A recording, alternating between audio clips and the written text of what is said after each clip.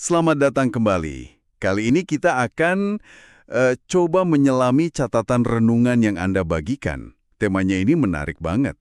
Bagaimana Tuhan bisa memakai keheningan untuk menyembuhkan pikiranmu tanpa kamu sadar. Iya, betul. Di dunia yang, ya ampun, serba bising ini, tulisan Anda tuh menyoroti ide kalau momen hening sama Tuhan itu justru bisa jadi ruang penyembuhan pikiran yang nggak terduga. Hmm, Misi kita sekarang kayaknya menggali lebih dalam soal pertempuran mental yang sering nggak kelihatan ini. Dan juga strategi ilahi buat nemuin kedamaian seperti yang ada di catatan Anda. Mari kita bedah bareng-bareng. Ya, catatan Anda itu langsung nunjuk ke medan perang utama kita, pikiran. Pikiran ya. Betul. Disebutkan soal melawan pikiran negatif, terus ketakutan, trauma, yang Anda catat sebagai sabotase diam-diam, atau kalau merujuk ke Efesus, itu panah-panah api dari si jahat. Wah, dalam itu. Pesan kuncinya jelas sih, menguasai pikiran itu krusial. Kayak kalau pikiran udah ketaklukan, yang lain jadi lebih gampang goyah gitu. Menarik sekali ya cara Anda merangkainya. Catatan Anda kan mengutip Efesus 6 ayat 13-16 tentang perlunya perlengkapan senjata Allah. Nah, kalau gitu, strategi spesifik apa nih yang Anda garis bawahi di catatan ini buat berperang? Strategi intinya, seperti yang Anda tulis dari 2 Korintus 10 ayat 5, itu adalah menawan segala pikiran dan menaklukkannya kepada Kristus. Menawan pikiran. Iya, ini bukan sekedar nunggu pikiran buruk pergi gitu aja, bukan pasif. Ini tindakan aktif. Aktif ya? Anda menekankan perlunya kita kenali dulu mana nih pikiran yang nggak sejalan sama kebenaran Tuhan.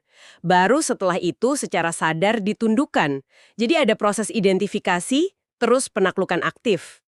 Gitu. Dan Anda ngasih contoh praktis yang kuat banget di catatan Anda.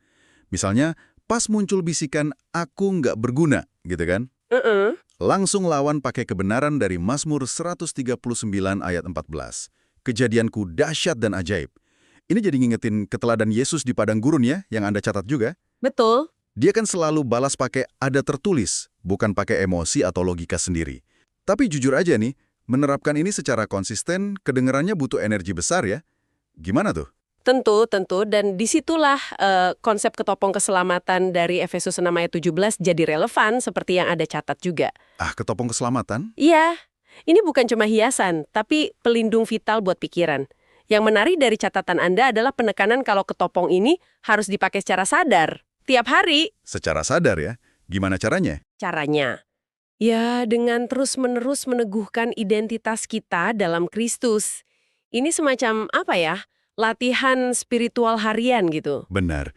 Dan Anda menjabarkannya praktis banget.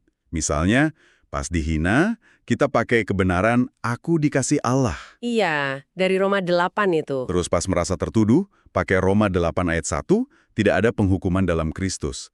Pas takut, pakai 2 Timotius 1:7 soal roh kekuatan bukan ketakutan. Jadi catatan Anda ini kayak ngajak kita berpakaian rohani tiap pagi ya.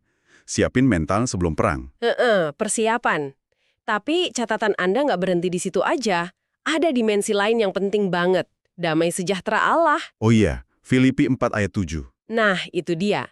Anda menggambarkannya sebagai sesuatu yang melampaui akal kita, kayak penjaga gaib buat hati dan pikiran.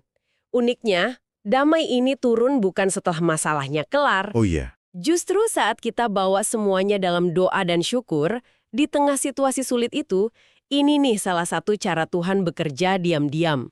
Dalam keheningan batin, pas kita mungkin ngerasa nggak terjadi apa-apa. Wah, itu nyambung banget ke kutipan lain yang Anda tulis. Kayak Mazmur 46 ayat 10, diamlah dan ketahuilah bahwa akulah Allah. Sama Yesaya 30 ayat 15, dalam tinggal tenang dan percaya terletak kekuatanmu. Persis. Jadi ada semacam paradoks ya di catatan Anda ini. Di satu sisi, kita diajak perang aktif lawan pikiran. Tapi di sisi lain, ada panggilan buat tenang dan percaya dalam hening. Gimana kedua hal ini bisa jalan barengan menurut refleksi Anda? Nah, justru di situ mungkin ya, kedalaman refleksi Anda. Keheningan yang dimaksud itu kayaknya bukan kepasifan total atau lari dari masalah. Bukan pasif ya, perang kita sendiri. Bahkan luka yang kita nggak sadari. Jadi ada ritmenya ya, antara berjuang dan berserah dalam keheningan itu. Bisa jadi begitu. Ada ritmenya. Oke, jadi Kalau kita simpulkan dari penelusuran catatan Anda ini, momen hening itu bukan ruang hampa, tapi justru bisa jadi arena aktif buat penyembuhan dan penguatan dari Tuhan. Iya, Catatan Anda sepertinya ngajak kita buat nggak takut sama keheningan pas pikiran lagi kalut. Malah justru cari itu sebagai sumber kekuatan dan pemulihan yang unik. tepat sekali.